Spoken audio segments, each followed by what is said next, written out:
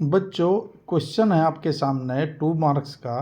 From an external point Q the length of the tangent to circle is 12 centimetre and the distance of Q from the centre of a circle is 13। What is the radius of a circle. तो बेटा जैसे question पढ़ा और ये देखा कि भाई देखो स्ट्रेंथ कितनी है क्वेश्चन की, 3 लाइनों का है। बच्चे देख के एकदम पजल हो जाएंगे, यार ये तो जो है टेंजेंट्स है क्वेश्चन है।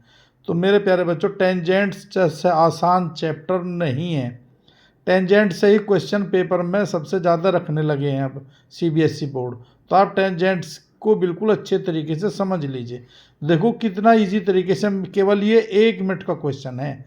मैं 45-50 सेकंड आपको यही बात बताने में करूँगा कि देखो क्वेश्चन को आप कितना भी बड़ा बना ले, वो केवल आप उसका सार समझे। उसका सार ये है, देखो कि एक सर्किल है और इसके बाहर कोई एक्सटर्नल क्यू पॉइंट है और इस क्यू पॉइंट से देखो ये 12 सेंटीमीटर, कितनी है बेटा ये 12। और जो ये इसका सेंटर है देखो 12 हो गया नुके। And the distance of Q, इस क्यू से जो डिस्टेंस है सेंटर की वो 13 है। सेंटर यू है बेटा यहाँ से, यहाँ से यहाँ तक ये 13 है बेटा, 13 सेंटीमीटर।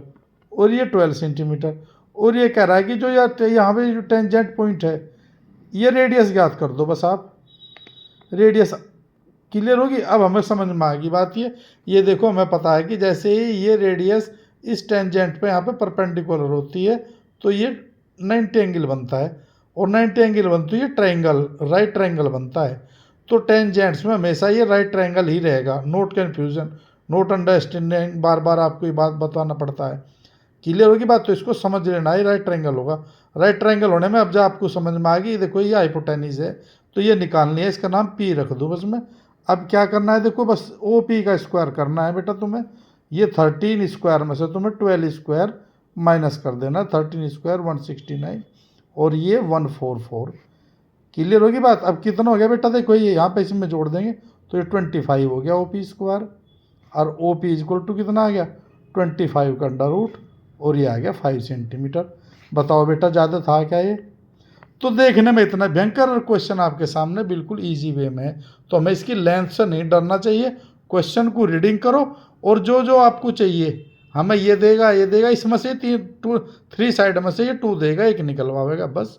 तो क्वेश्चन को इसे अपनी कॉपी पे अपने आप करके देखना और इसे कॉपी में बिल्कुल लिख लेना और करके देखना, तब आपको लगेगा क्वेश्चन बहुत अच्छा है।